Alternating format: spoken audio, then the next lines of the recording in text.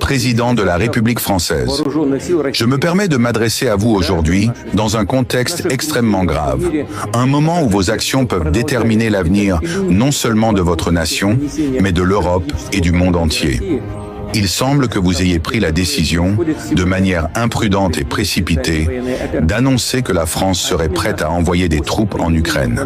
Cette déclaration, si elle est mise en œuvre, pourrait avoir des conséquences incalculables et dramatiques. Je tiens à être clair et sans ambiguïté dans ce message.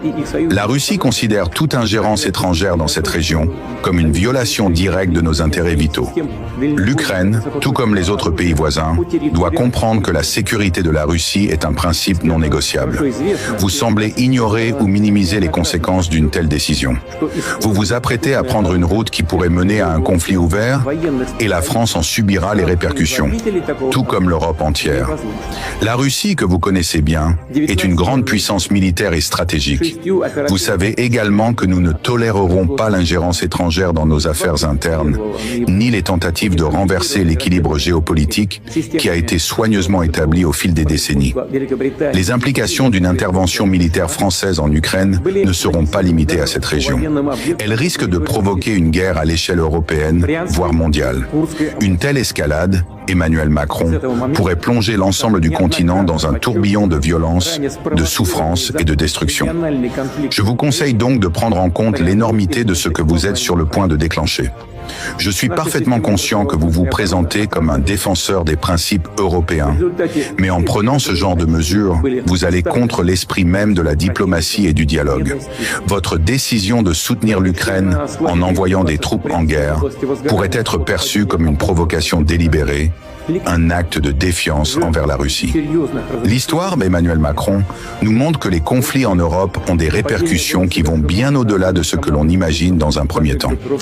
La France, de par sa position stratégique et son poids militaire, doit absolument éviter de se retrouver entraînée dans une guerre qui ne concerne en rien ses intérêts directs. Permettez-moi de vous rappeler que la Russie, dans son engagement envers la paix et la stabilité mondiale, a toujours cherché à résoudre ce conflit par la voie diplomatique. Cependant, il est essentiel de comprendre qu'il existe des lignes rouges que nous ne permettrons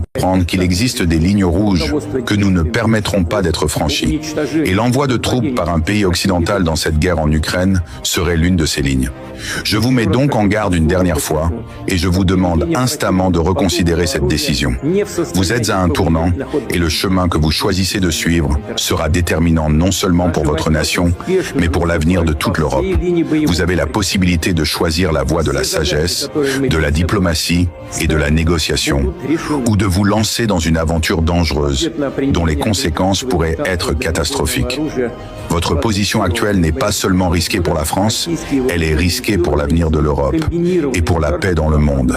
Un affrontement direct avec la Russie serait un échec pour la diplomatie européenne et une victoire pour la guerre, l'instabilité et la destruction. Il n'est pas trop tard pour changer de cap.